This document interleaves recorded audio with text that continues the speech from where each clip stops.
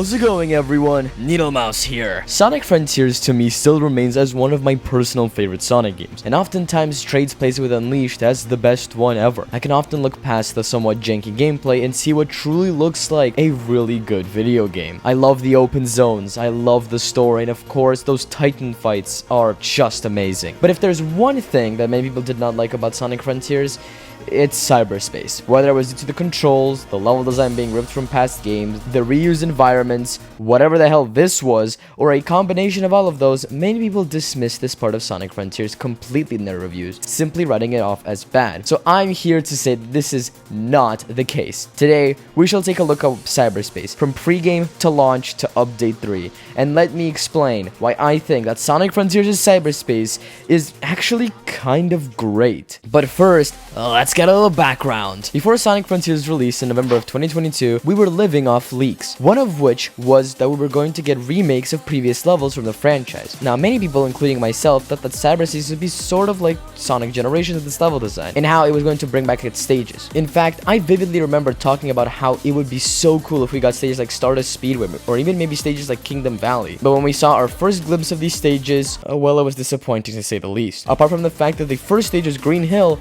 again, people started noticing that the level design of the stage was also ripped from a previous game, Sonic Unleashed Windmill Isle Act 1, and this got a lot of people worried. As we saw more and more stages being revealed, any remaining hope of original level design was completely sealed. We would only see 4 level environments, all from past games, and we would also see only 4 level environments that were all from past games. An argument could be made that the city level is an original zone, but let's be honest here, this is basically City Escape. And when Sonic Frontiers was finally released, yeah, it was pretty much all completely reused level design. Sure, there are a couple of stages at the end of the game that were original, but of the 30 levels, most were in fact reused. From everything I've seen and played, these levels are based on 3 games: Sonic Generations, Sonic Unleashed, and Sonic Adventure 2. So clearly, they took the level design only from the best Sonic games. What's even more interesting is some of the levels that they took. They took classic levels from Sonic Generations. We have levels like Skyrail, which was a shadow-only level in Adventure 2, and even some Act 2 levels from Sonic Unleashed, which is not something a lot of people play through. Levels would be even split in half, with Sonic Generations' Green Hill Act 2 having 2 levels, one being in fully 3D and the other being fully in 2D. Not sure what the idea here was, but you know, in terms of level design, the most interesting have to be the original levels such as 4-4 and 4-7, and also 4-9. Let's talk about 4-9 just for a second. According to some sources, the level design of the skateboarding section is either from the snowboarding section of Ice Cap from the first Sonic Adventure, or goddamn Prison Island from Shadow the Hedgehog. I don't know which is cooler, but the actual part is for Sonic being on foot is from City Escape Act 2 and Gens. Sorry, that was a little bit of a long tangent, but I feel like I needed to talk about that since, you know, I am the guy who loves Shadow the Hedgehog. And the possibility of this game being referenced in Sonic Frontiers is honestly really cool to me. But back to actually talking about why cyberspace ain't that bad. Alright, let's start with the controls. Yes, they do suck. In 3D, Sonic controls really badly. He's very stiff and can barely turn, which is extremely strange considering how well Sonic controls in the open zone. And in the 2D section, the blue rat is way too slow. It feels really bad. But honestly, considering every previous Boost game, it's not that bad. I know, why they didn't port the controls from the open zone into cyberspace does baffle me, but it is not bad. Now listen, would the game be a lot better if the controls were tight? Yeah, 100% it would. But considering literally every single other Boost game had awful controls, I don't hate this that much. Now, as far as level design goes, well, I honestly can't complain that much. I don't like the fact that the levels are reused, but at least they reused good levels. Well, except for this one, of course, but forget it for me, okay? And since they are good, there's not really any reason I dislike them level design-wise. I do wish they were original, though. Speaking of original levels, these are great.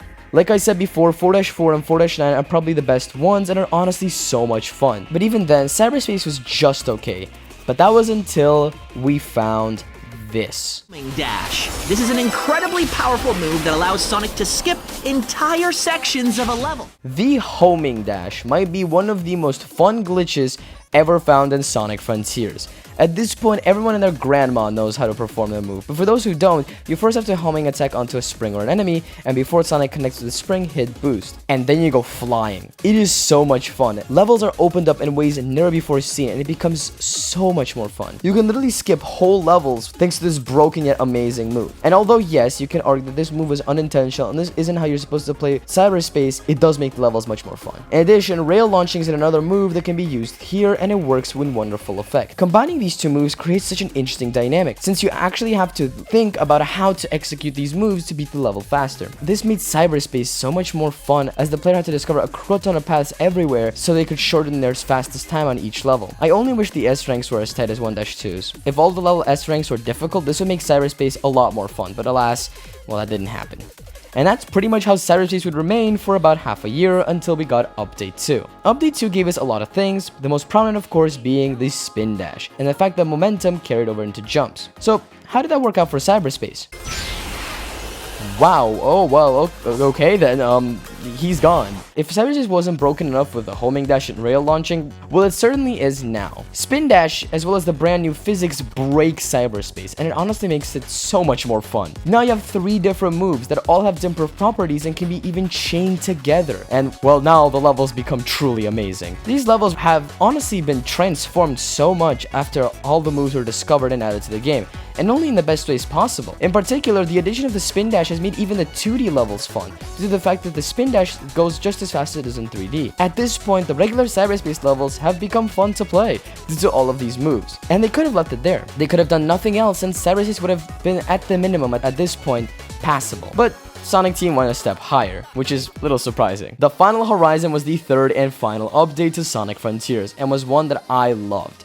It had problems, but I thought it offered a much more satisfying conclusion to the game. And hey, you got to play as Knuckles, Amy, and Tails for the first time since Sonic 06, so I personally loved it. The amount of content added is massive, and a piece of that added content was brand new Cyberspace levels. These levels were remixes of previous Cyberspace levels, which is strange, but hear me out. But not only did they get rid of the 2D sections, they also did something really cool. They implemented massive sections for spin dashing, and it's really fun. I think Kishimoto and this team definitely played around with the spin dash's physics and applied it to the Cyberspace levels, because these levels feel perfect for this move. The level design, while very chaotic, is very fun to ping pong yourself around using all of the moves that were given to you in the previous updates. There are brand new gimmicks as well, such as you having to race with a shadow Tails to the end, as well as you having to make it to the end of the goal before a bomb blows up over your head. And while not all are perfect, they are certainly at least somewhat fun. The standout levels have to be 4-A, 4-B, and 4-H. They are so much fun. I mean, hell, they even brought back the regular boost where it actually destroys enemies when you run into them. Cyberspace and Update 3 gives us our first ever glimpse of how levels in the open zone could look like with the spin dash, and honestly, I am down for these levels. And of course, and I don't have to even mention this, the music is fabulous. Otani's EDM remixes in these levels are amazing. Even to the point where at this point I associate 1-2's flowing through time a lot more than Sky Sanctuary from Sonic 3. Cyberspace really did start out as watered down versions of great Sonic levels with reused visuals, and while to some extent they still are, the brand new moves, introduction of brand new physics, and the experimental and fun Update 3 levels has really convinced me that Sonic Frontiers of Cyberspace is fun and shouldn't be hated as much as it is. But anyway, that's everything for today's video. Hope you enjoyed it. Have a wonderful day wherever you are in the world, and I'll see you all next time. Ciao!